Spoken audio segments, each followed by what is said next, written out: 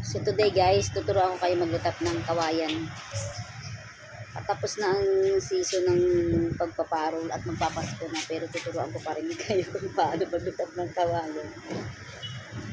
Parang may ginawa akong video dati pero saglit lang. So ganito nga guys, pumutol tayo ng kawayan na may sukat na kung gaano ang haba ng ating gagawing parol. So ito ay 8 inches, ganito siya kahaba. So nakat ko na siya guys, ayan, isang buong kawayan. Kinat ko na at may nagawa na rin ako guys. Ito yung nalutap ko na at nakayasan. Ayun, pag makapal guys, kinakayasan. Kung halimbawa pangat ang pagkalutap nyo, pangat ang kutsilyo nyo, kinakayasan yun. Pero pag matalas ang kutsilyo at makinis na siya, hindi na kailangan kayasan. So ganito nga siya guys, ang ituturo ko na sa inyo. Syempre ikat natin yung kawayan.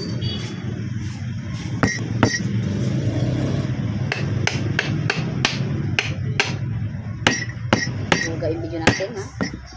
So yan nga guys, so putol-putulin natin yung mga kawayan ng ganito.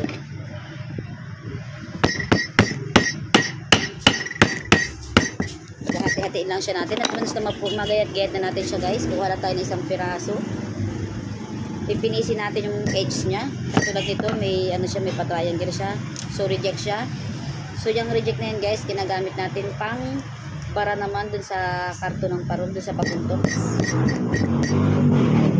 Dire-recycle natin siya guys. Ito magigit na. So yan. Make a video si Pete.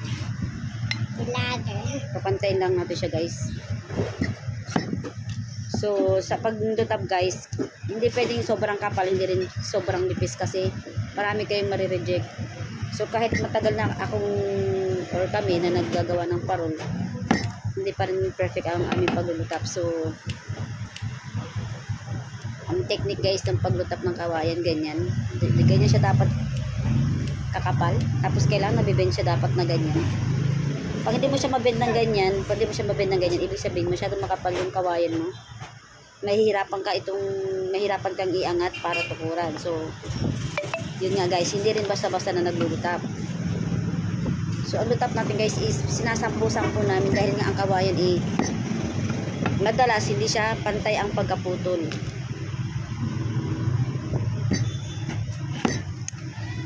So ganito lang po ang paglutap namin.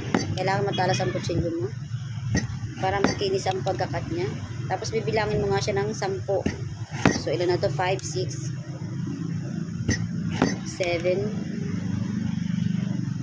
Laging tinachansya yung laki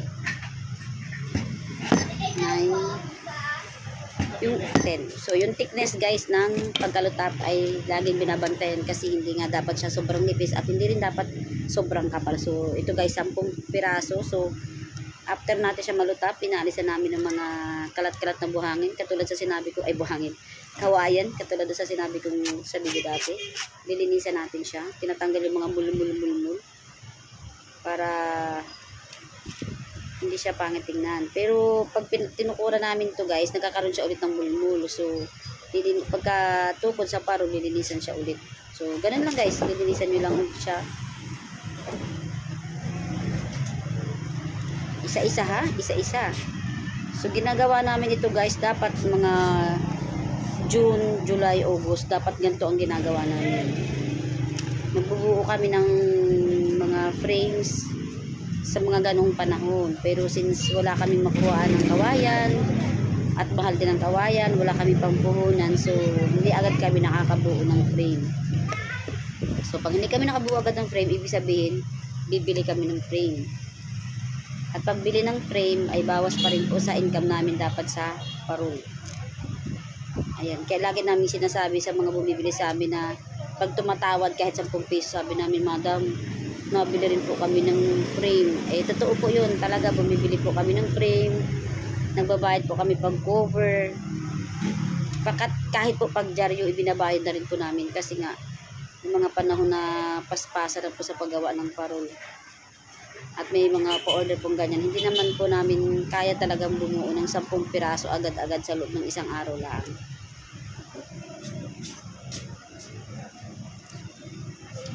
So yun na guys, nalinisan na natin siya. Pero kahit nalinisan mo na siya, pag hawak mo may makukuha ka ulit. So ganyan guys, ang ginagawa namin pag June, July, August, September. Puro kawain ang hawak namin, nabubuo kami, naglulutap, ganyan. So pag nalinisan nyo na siya, kuha ka lang ng tali muna kasi hindi mo pa siya bubuuin. Yan, kuha ka ng tali. Talian mo lang siya.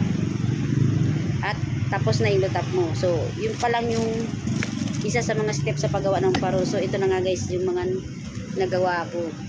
Ayan, ilang piraso pa lang siya. 1, 2, 3, 4, 5, 6, 7, 8. So, after nga nito guys, ng paglulutap at paglilinis, ay bubuuhin naman natin siya. So, may video na ako noon kung paano binuo at kung paano nagtutukod.